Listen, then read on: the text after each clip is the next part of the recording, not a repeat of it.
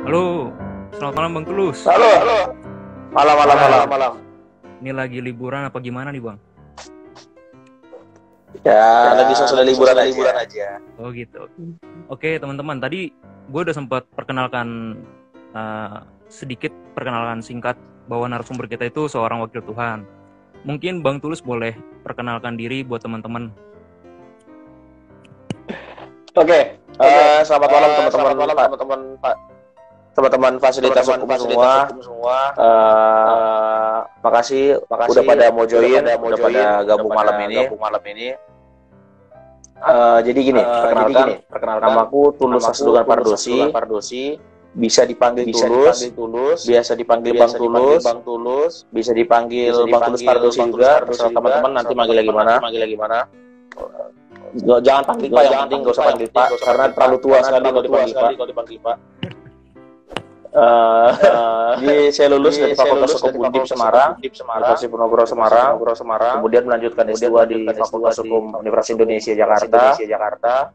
Setelah itu cukup aktif di dunia peradilan semu waktu kuliah, beberapa kali ikut lomba, kemudian setelah lulus juga sempat melatih di beberapa peradilan semu juga. Kemudian sempat bekerja di lawyering sebelum jadi hakim, sempat jadi advokat dulu. Kemudian sempat juga menjadi legal officer di salah satu perusahaan BUMN di bidang telekomunikasi gitu. Dan sekarang saya diizinkan menjadi hakim di Pengadilan Negeri Pasar Wajo, Sulawesi Tenggara. Oke, terima kasih Bang Tulus. Singkatnya. Oke, terima kasih Bang Tulus atas perkenalan singkatnya.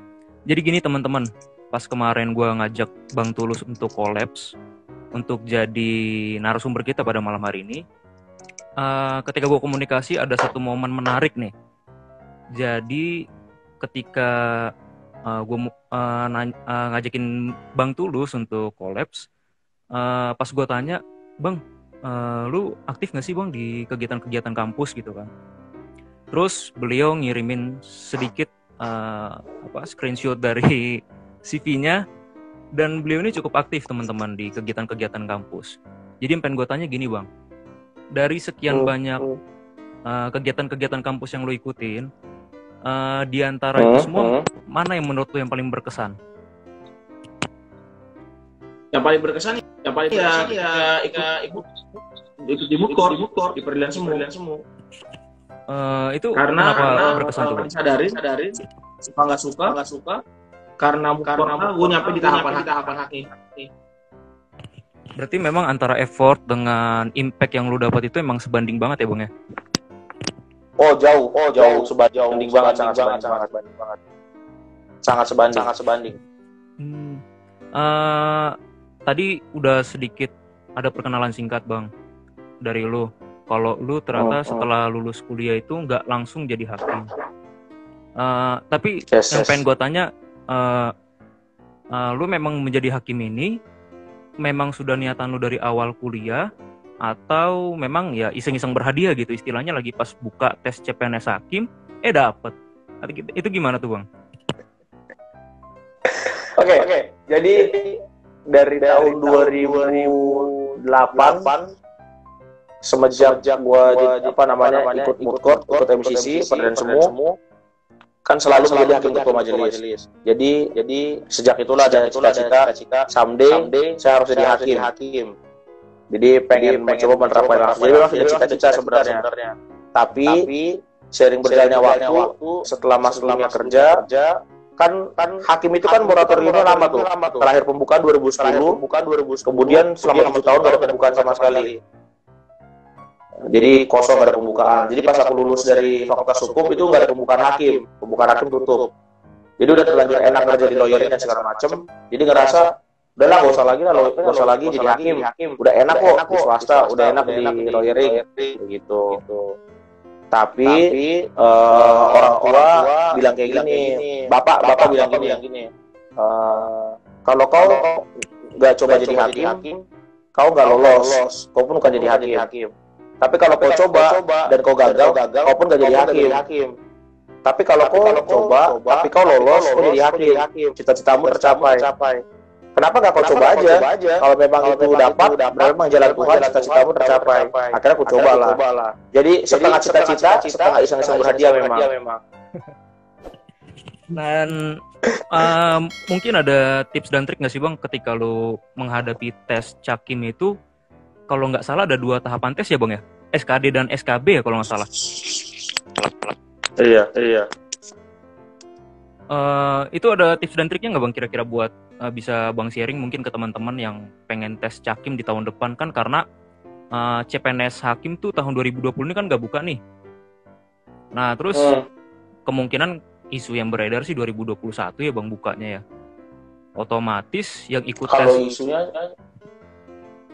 isunya sih harusnya tahun ini buka kemarin kalau nggak corona. Ya, karena corona ini jadi dipindahin ke tahun depan ya Bang 2021. Dan otomatis berarti yang ikut tes itu nggak hanya angkatan tahun 2021, tapi tahun 2020 ini pasti akan mengikuti tes. Terus juga tadi gue lihat hari ini baru ada pengumuman ya CPNS MA ya. Iya.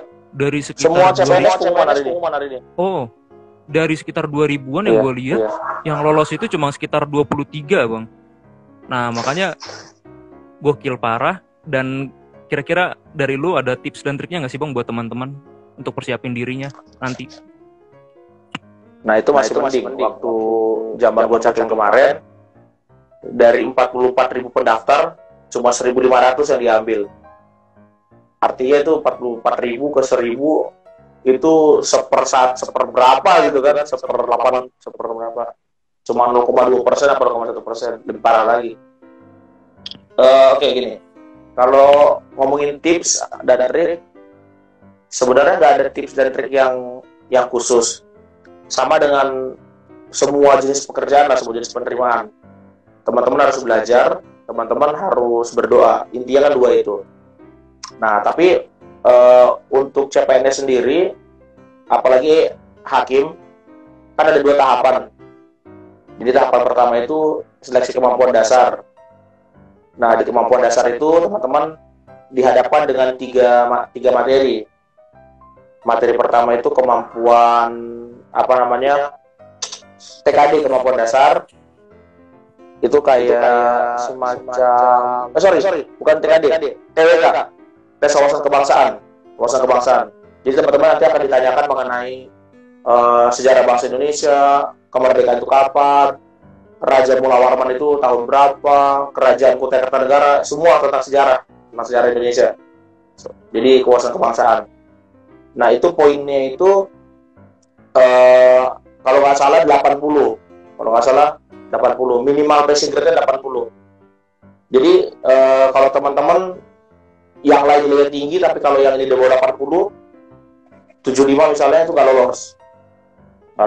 Nah kemudian tes keduanya itu intelijensia umum, TIU namanya.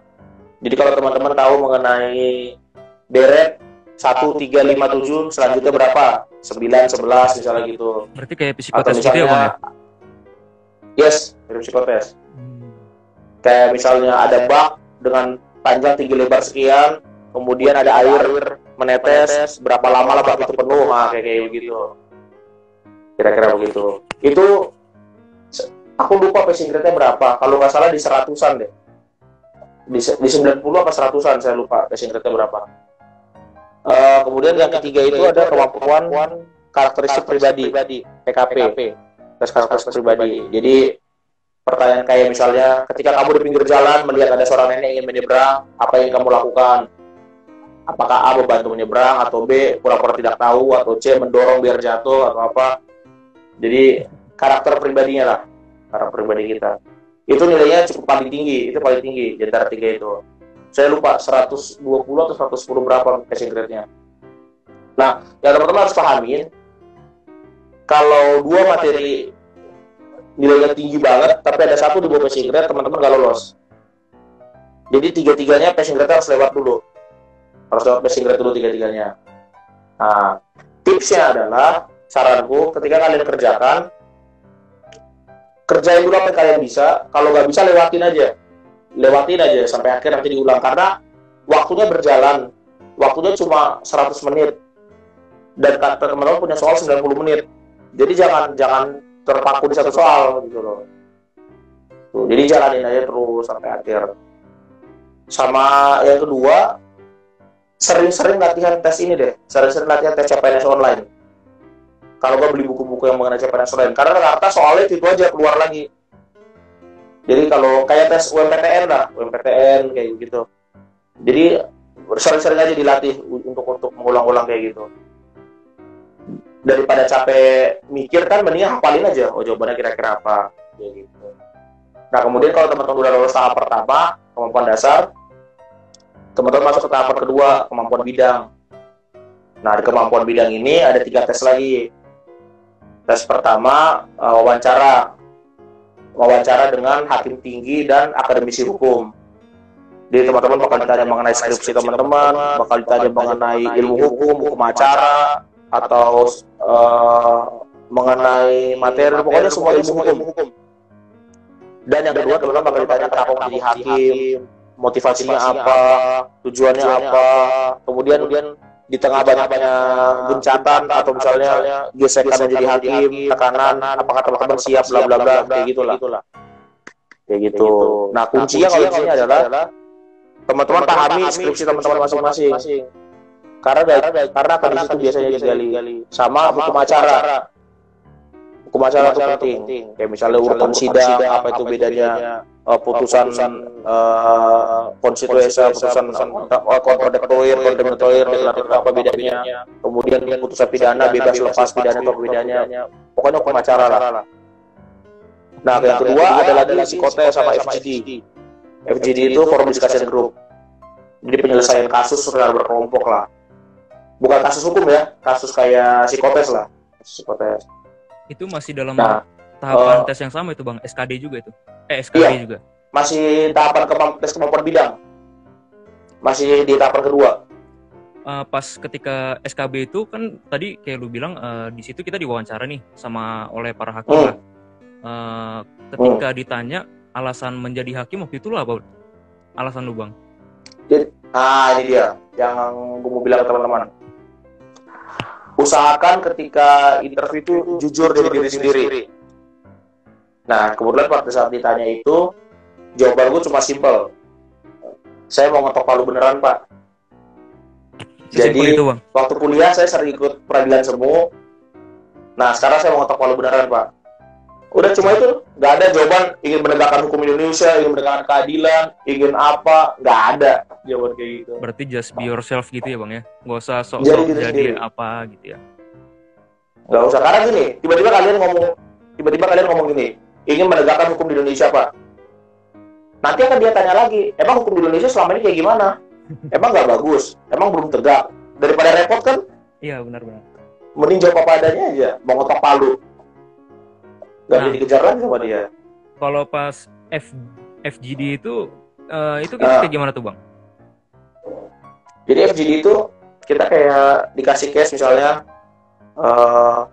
ada sekomplek rumah A, B, C, D, E, F, G, H. Rumah warna kuning adalah ini, warna biru ada ini, warna hijau adalah ini. Di rumah warna kuning ada motor merek Kawasaki apa, di rumah warna biru ada motor Honda apa, di mana. Nah, terus kita disuruh nanti ada pertanyaan. Motor ini ada di rumah yang mana? Rumah yang ini motornya apa? Nah, 3 rumah dari sini yang mana? Jadi, itu kayak misalnya main psikotes juga sebetulnya, tapi secara FGD. Sama dikasih kayak kasus, misalnya dunia ini akan kiamat. Kalian harus menyelamatkan 5 profesi. Profesi apa yang harus diselamatkan, alasannya apa? Nah, jadi kayak kita kerjasama, kita saling discuss lah. Yang lebih penting ini, lebih penting ini. Jadi kayak gitu. FGD-nya cuma itu. Berarti itu kayak ada yang pro dan ada yang kontra gitu ya Bang, dibagi tim gitu nggak sih Bang? Enggak, itu dipersilakan pemecahannya sama-sama. Bagaimana mereka tuh pengen lihat bagaimana leadership kita, bagaimana kita bisa kerjasama dalam tim, bagaimana teamwork kita. Itu sih yang mau dilihat. Sama ada tes lempar bola. Oke, itu jadi teman-teman dikasih keranjang, sama dikasih 3 bola kecil, 3 bola yang kayak buat mandi bola itu loh, yang buat mandi bola. Jadi kalau kalian lempar dari jarak paling jauh, itu nilainya 10. Kalau lempar dari tengah nilainya 5. Kalau lempar dari paling dekat nilainya cuma 1. Nah, teman-teman punya 3 kesempatan, disuruh mau lempar dari mana dan harus masuk. Oh gitu. Tuh.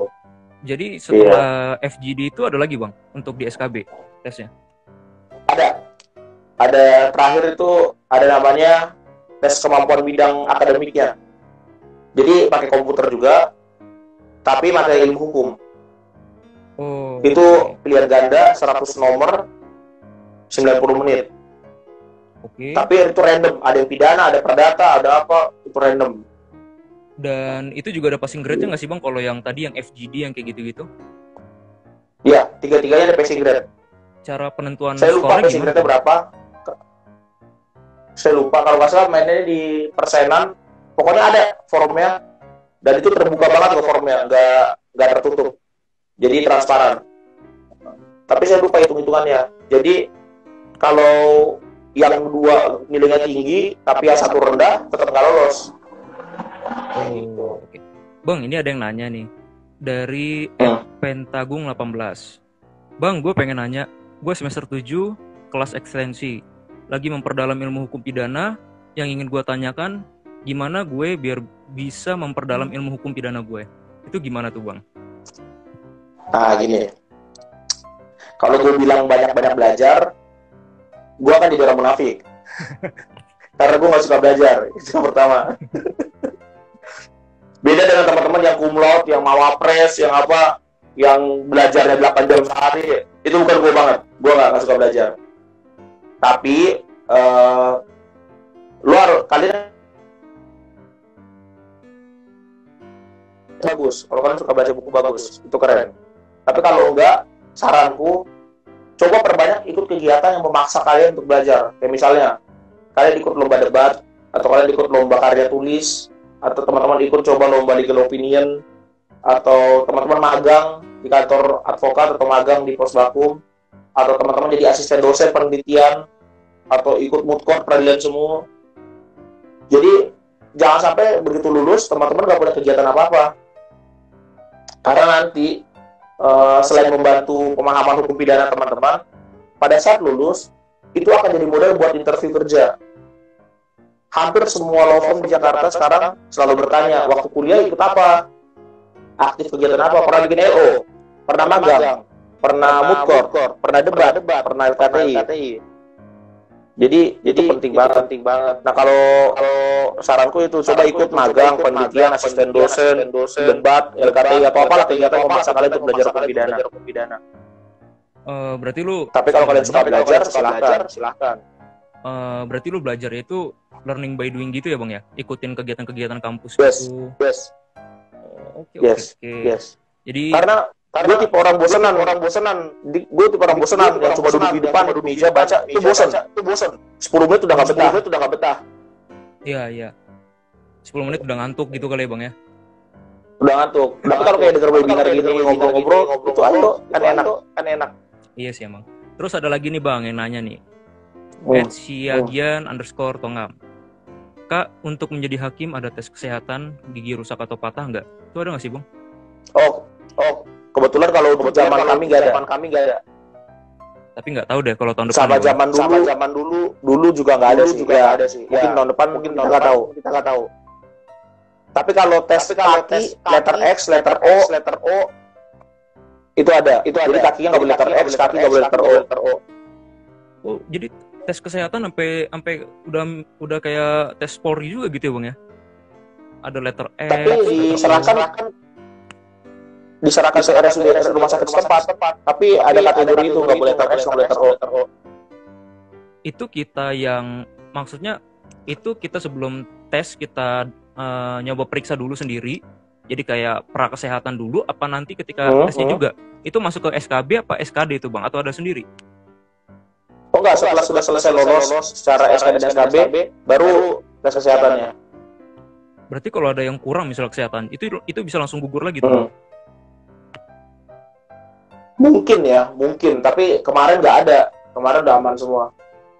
Karena waktu di pengumuman sudah dikasih tahu ada kaki nggak boleh letter X, letter O. Jadi buat @siagian_tongam mungkin bisa dipersiapkan aja ya dari sekarang ya, karena kita juga nggak tahu sih ya bang. tahun depan itu gimana? Iya. Terus ada lagi nih Bang yang nanya, @simanusia.orang. Izin bertanya Bang, kalau mau ambil hukum internasional bisa daftar di bidang yang ngambil hukum pidana atau perdata nggak ya Bang? Monggo Bang, jawabannya Bang. Oke. Jadi mungkin aku nangkepnya daftar hakim ya, hakim pidana. Untuk penerimaan hakim itu sarjana hukum. Semua jurusan, nggak ada pidana, perdata, HI. Siapapun boleh daftar. Udah, itu aja intinya. Jadi dan untuk jadi hakim itu cuma ada 3 bagian kok. Peradilan tun, peradilan agama, sama peradilan umum. Nah, satu lagi ada peradilan militer. Tapi itu bukan jatah sipil. Itu jatahnya TNI minimal pangkat kapten. Nah, kalau kita kan jatahnya kita tun, peradilan umum sama agama. Nah, di peradilan umum itulah nanti teman-teman ngurus pidana, perdata, tipikor, anak, perikanan, semua di situ. Jadi nggak ada hakim pidana, hakim perdata. Pokoknya hakim ketika masuk peradilan umum harus tahu semuanya dan udah megang semua perkara itu. Oh, oke. Berarti udah kejawab tuh pertanyaan dari yang tadi itu. Terus Bang, kalau misalnya tadi kan katanya ada yang hakim peradilan tun. Itu pembagiannya nanti gimana ya Bang? Antara peradilan umum, peradilan tun, atau memang udah dari awal ada plotnya masing-masing gitu? Kita mau daftar di bagian mana gitu? Iya, dari awal sudah pembagian kuotanya. Jadi kemarin untuk zamanku penerimaan hakim peradilan umum itu 1.000. Kalau hakim agama itu 500 sekian. Sekian gue lupa, tapi kalau untuk hakim tun 32 atau 35 gitu. Sudah langsung dibagi. Lu berarti udah berapa tahun sih Bang jadi hakim sekarang? Kalau resmi sejak dilantiknya berarti dari bulan April 2020. April, Mei, Juni, Juli, Agustus, Oktober, 7 bulan. Tapi kalau sejak calon hakimnya itu sudah 3 tahun. Okay. Dari Desember 2017. Berarti itu kita setelah lulus belum otomatis langsung jadi hakim ya Bang? Masih ada pra-nya dulu ya? Belum. Itu berapa? Masih ada.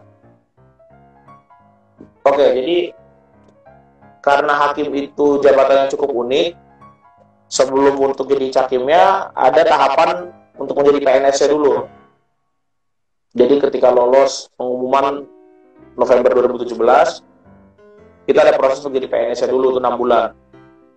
Kalau teman-teman punya orang tua yang PNS, pasti pernah dengar istilah prajabatan. Itu ada prajab PNS-nya itu ada 6 bulan.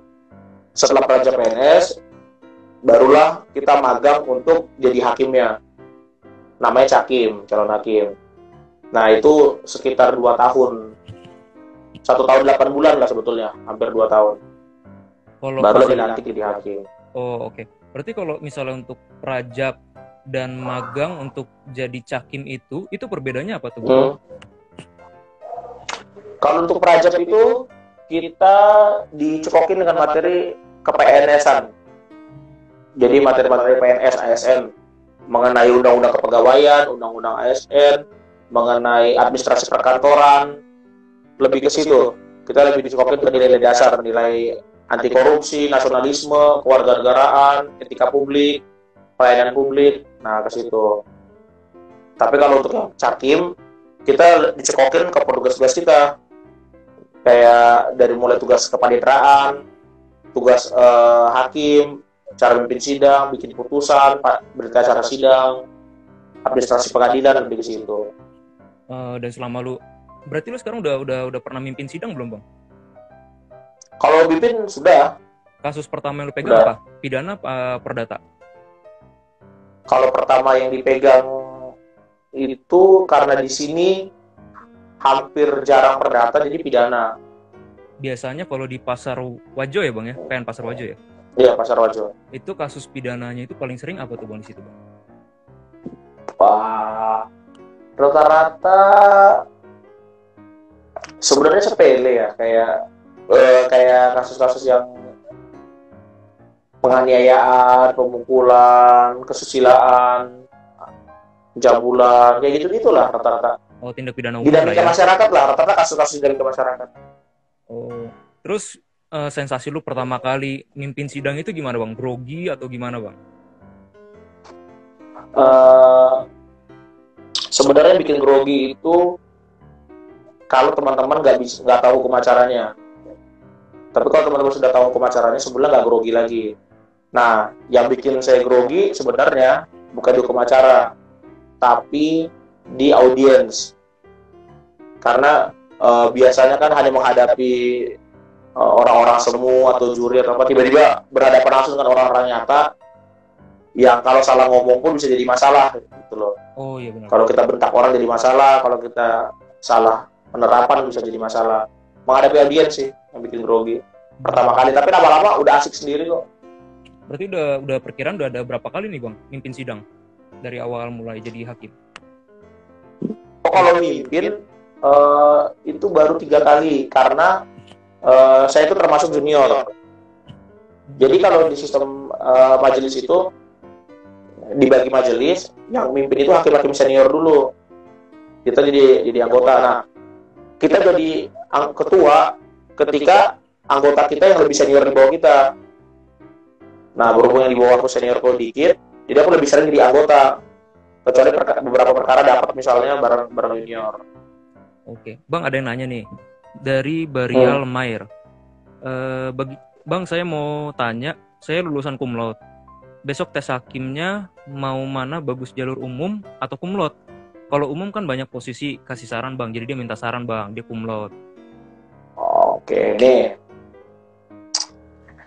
Saya kemarin tes bareng salah satu temen, alumni salah satu kampus juga, dia cum laude. Dia daftar informasi cum laude dengan harapan pintu dia akan lebih lebar karena orang-orang cum laude lebih sedikit daripada orang-orang yang biasa, ya kan? Mikir begitu. Kalau nggak salah waktu itu jatah cum laude itu 100. Jadi kalau hakim total penerimaannya yang umum itu 800 itu untuk yang biasa, kemudian 100 itu buat cum laude, habis 100 buat jalur dari Papua, putra-putri Papua. Itu dikasih jatah juga untuk putra-putri Papua khusus. Oh, jalur afirmasi itu ya? Tapi ketika di jalur putra-putri Papua itu nggak ada yang ngisi, otomatis dimasukkan ke umum nanti. Ternyata nggak ada yang lolos misalnya di situ, kita buka dari yang umum. Nah, untuk yang cum laude jatahnya 100. Dan jadi masalah persaingan teman-teman di situ pasti orang-orang pinter juga semua, orang-orang cum laude semua kan. Nah, ini anak nilainya tinggi banget. Dibandingku nilai dia jauh. Tapi karena dia daftar di cum laude, dia itu kalau nggak salah peringkat 103 atau 104 gitu. Jadi nggak lolos, karena dipotong 100. Nah, sedangkan aku yang pas-pasan, walaupun di peringkat bawah, di peringkat 500-an, tapi tetap lolos. Karena jalurnya umum. Jadi saranku, kalau emang teman-teman merasa siap untuk bersaing di jalur cum laude, silahkan. Tapi tetap lebih aman ketika teman-teman ikan besar, tapi bermain di kolam yang kecil, itu akan lebih aman. Oke. Bukan berarti kita nyari aman ya, tapi kan yang penting masuk dulu nih jadi hakim nih. Masalah nanti di dalam kalian mau gimana, itu urusan kalian. Itu waktu pelaksanaan tesnya itu dibedain nggak sih bang? Apa jadi satu ya? Dibedakan. Berarti kalau misalnya nih, gue mau nyoba jalur khusus misalnya, gagal. Cum laude. Terus kalau misalnya gue nyoba lagi di jalur yang umum, itu bisa nggak bang? Oh enggak, karena waktunya bersamaan, cuma dipisahin tempatnya aja. Oh, oke. Berarti waktu jadi pengumumannya nanti barengan semua, 1000 itu diumumkan sekaligus. Oh gitu. Oke. Iya. Itu tadi udah kejawab ya. Terus ada lagi bang, pertanyaan dari Ed Syukur Destieli. Bang, tantangan terberat profesi hakim apa ya bang? Kayaknya Syukur ini udah sering ngobrol sama aku secara pribadi. Cuma kok nanya lagi ya. Gini, tantangan terberat itu sebenarnya ketika harus menghadapi diri sendiri. Sebenarnya paling berat itu diri sendiri. Nggak tahu ya kalau orang lain, kalau buatku bukan yang mau sombong atau mau gimana, tapi kalau untuk hukum acara oke lah, kita bisa handle itu. Untuk masalah demam panggung oke lah, kita bisa handle. Untuk masalah material mengenai misalnya penerapan unsur, penjabaran unsur, itu kita bisa pelajarin lah. Itu kita bisa tanya teman, tanya senior, atau misalnya googling, atau misalnya buka buku, itu bisa lah dipelajarin. Kalau masalah ada tekanan, kemarin aku pernah sempat sidang juga di demo, rame, masa banyak, sampai polisi rame. Tapi kalau memang kita udah tenang, ya udah santai. Nah, yang paling susah ketika ngadepin diri sendiri. Artinya gini, ngadepin diri sendiri dalam arti, terkadang ketika kita ngadepin perkara yang sama, jenisnya sama misalnya, ada rasa, tiba-tiba muncul rasa jenuh. Aduh, ini lagi. Udahlah, seadanya aja lah. Nah, itu yang harus dihindarin. Sebisa mungkin, semaksimal mungkin ketika membuat. Atau misalnya, ketika sidang, tiba-tiba nggak on time, kayak misalnya ntar dulu deh. Nah, itu diri sendiri sih. Sama kayak misalnya tadi ada tantangan demo, segala macam tekanan, balik diri sendiri. Kalau emang kita bener, kalau emang kita ngelakuin sesuatu gak ada yang aneh-aneh, jalan aja. Jadi gak usah takut aja, tantangan terbesar itu diri sendiri. Mungkin semua profesi sih sebenarnya. Kalau gue boleh spesifikasi ini bang, tantangan terberat ketika hakim ingin menjatuhkan putusan, yakni ketika musyawarah hakim, itu ada nggak sih bang intervensi senior misalnya? Nah, jadi kelebihan profesi hakim adalah kita punya salah satu asas kode etik kita, kemandirian hakim. Jadi hakim itu beneran independen. Bahkan ketua pengadilan pun nggak punya wewenang untuk intervensi hakim. Jangan itu, ketua Mahkamah Agung pun nggak punya wewenang untuk intervensi hakim. Jadi apapun yang si hakim mau putuskan itu sangat bebas. Jadi ketika bertiga majelis musyawarah, misalnya kita nggak sepakat pun, kita kan masih bisa dissenting opinion, kita masih bisa dissenting. Kita buat putusan yang beda, itu masih boleh. Walaupun pada akhirnya mungkin ketika 2 lawan 1 yang menang yang 2 suara, tapi kita masih bisa menunjukkan diri kita bahwa kita berbeda loh dengan mereka. Jadi intervensi itu nggak ada sama sekali dan nggak boleh. Tapi sampai sejauh ini, selama lu udah menjadi hakim, lu pernah nggak sih bang sampai dilaporin ke KAY karena ada para pihak yang nggak puas gitu loh dengan putusan yang majelis hakim bikin? Untungnya nggak ada sih sampai sekarang. Dan sebenarnya gini, laporan ke KAY itu kan bukan soal perkara, lebih ke etika profesi. Misalnya pada saat mengadili, pada saat sidang, hakimnya nggak audi alteram partem, misalnya nggak ngasih kesempatan sebelah terus ada kesempatan. Nah, kan lebih ke etika teknisnya. Kemudian pada waktu sidang saksinya dibentak-bentak, dimarah-marahin, atau ya sejenis itulah, lebih ke etika profesi. Tapi kalau mengenai hasil putusan, KAY kan nggak ada wewenang di situ. Oh, oke. Kan etika kode etik kalau kita baca aturannya. Oke, terus ada lagi nih bang yang nanya bang, @evi.kawilarang, hakim ada masa jabatan atau pekerjaannya berapa tahun nggak bang? Masa jabatan? Sampai masa pensiun. Pensiunnya itu umur berapa ya bang? Kalau hakim biasa itu hakim PN itu di 65. Okay. Tapi kalau hakim tinggi di 67, kalau hakim agung di 70. Tapi ada wacana nantinya ketika undang-undang jabatan hakim disahkan, ada wacana hakim itu per 5 tahun akan dievaluasi. Jadi ketika evaluasinya bagus, akan periode selanjutnya. Tapi kalau evaluasinya nggak bagus, berhenti dari hakim. Tapi itu masih wacana, ada wacana itu di undang-undang yang baru. Tapi untuk saat ini belum. Terus kalau misalnya nih bang, lu diperhadapkan kepada suatu perkara pidana, tapi dia sumir dalam artian itu, ya kita ambil contoh seperti kasusnya Jessica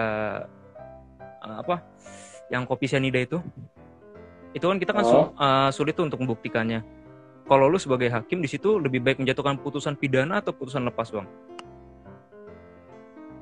Oke. Jadi ketika ditanya seperti itu, saya nggak boleh jawab karena itu berarti kan mengomentari putusan teman-teman yang lain. Itu berarti kan aku mengomentari kasus yang ditangani oleh rekan seprofesi.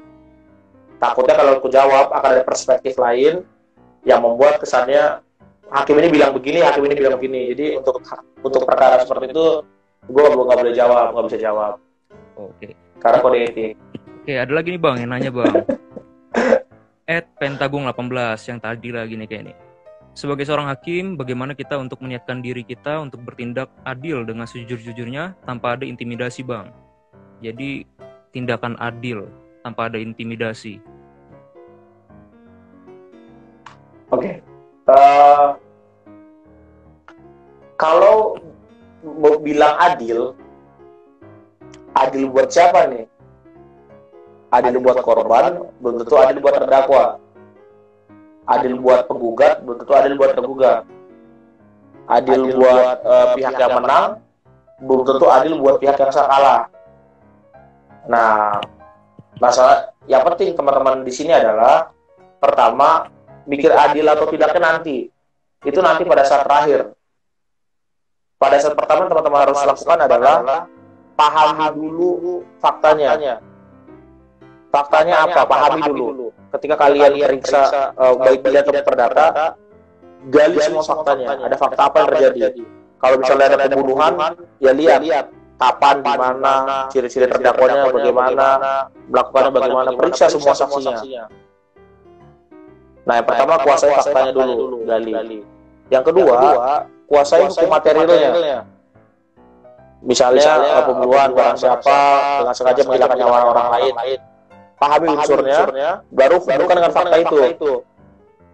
Apakah memang fakta-fakta yang terjadi melanggar ketentuan yang dituliskan di undang-undang itu? Apakah melanggar materialnya? Kemudian cari tahu informasi-informasi mengenai material itu. Misalnya unsur dengan sengaja itu apa pengertiannya, unsur menghilangkan nyawa itu apa pengertiannya, segala macamnya. Nah, ketika teman-teman sudah hubungkan fakta dengan aturannya, dengan materialnya, barulah teman-teman jatuhkan putusan. Nah, kalau memang ternyata dalam fakta di persidangan dihubungkan dengan aturannya memang itu terdakwa salah, silakan kalian putus bersalah.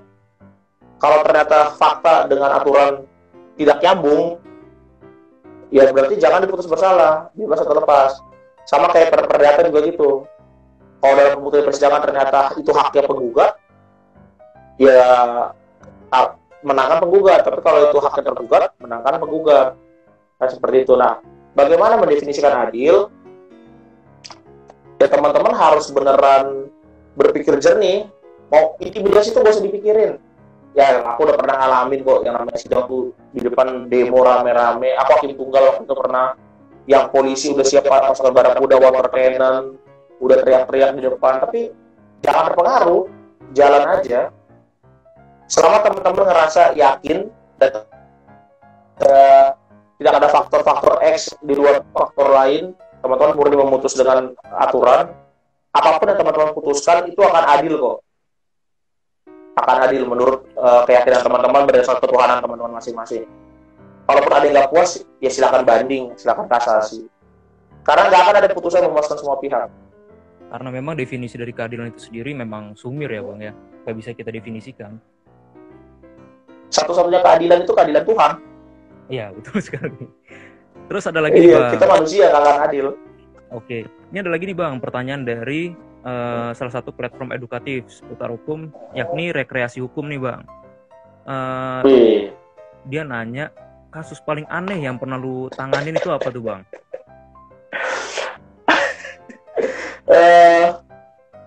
Ini gue harus hati-hati jawab ini karena kan ketika gue jelasin di sini berarti gue menguliti perkaranya, nggak boleh. Karena kan setelah putusan itu keluar, disitulah hakim berbicara. Kita nggak boleh menguliti atau mengomentari lagi perkaranya. Tapi apa ya, kalau dibilang aneh,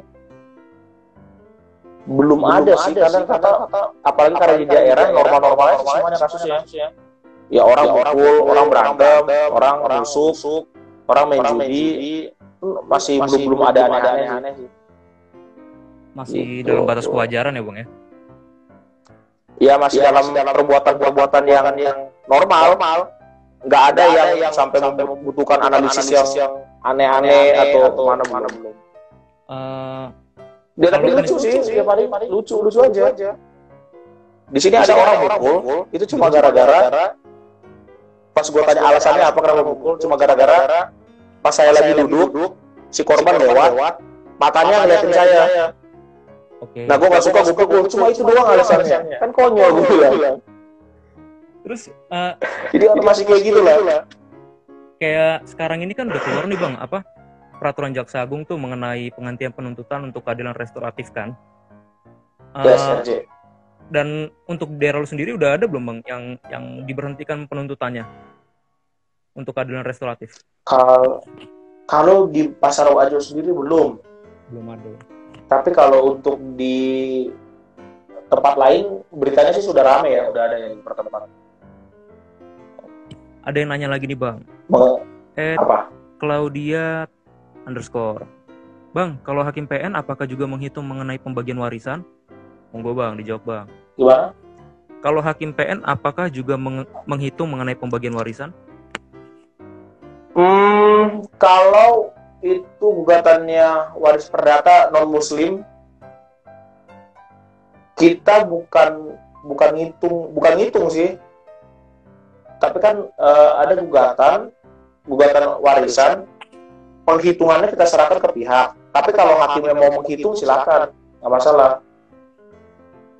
Tapi kalau kita lebih ke benar apa tidaknya. Tapi kalau memang ada hal tertentu kita harus hitung, kita juga hitung. Tapi ini khusus non muslim ya. Karena kalau yang Islam kan ke PA, peradilan agama. Oke.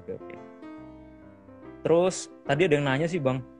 Bang udah rada jauh ke atas. Ada yang nanya Bang, kalau hakim apa? Yang nanya gaji? Iya, yang nanya gaji. Itu gimana tuh Bang? Gini, teman-teman silakan buka Google dan ketik gaji hakim tahun 2020. Di situ ada. Di BKN ada, di situs BKN. Di peraturan kepegawaian ada.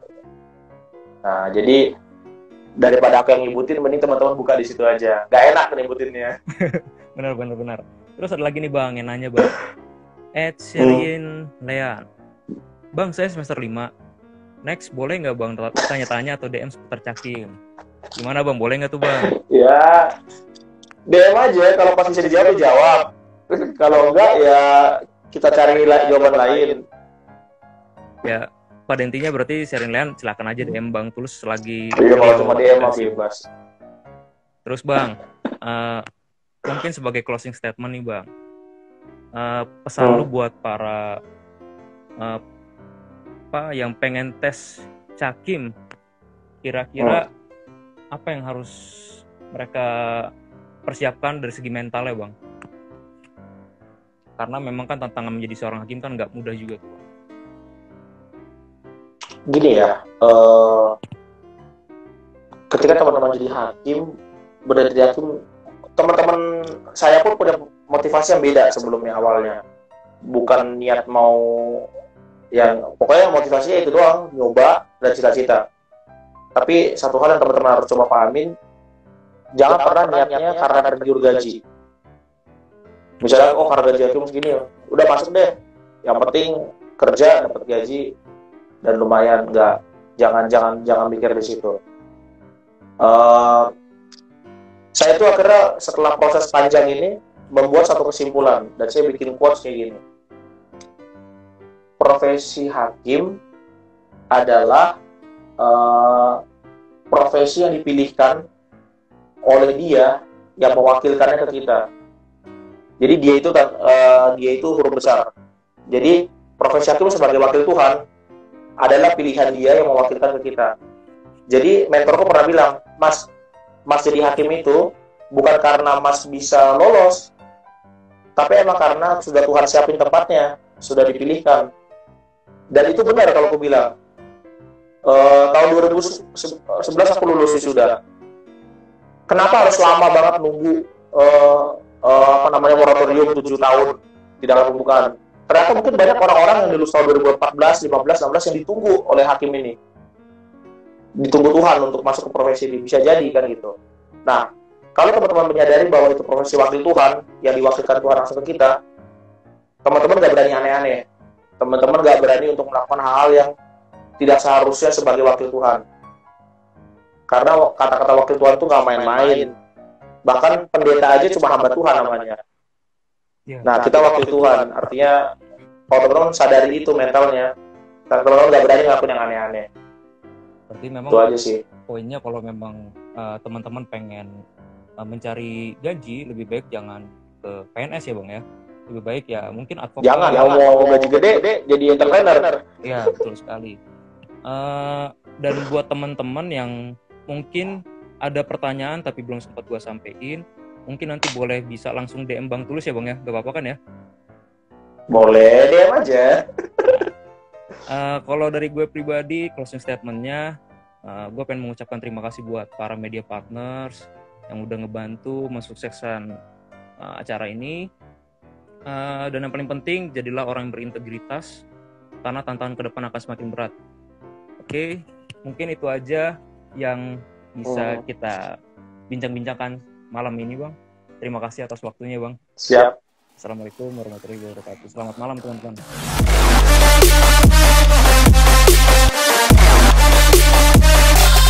Check this out.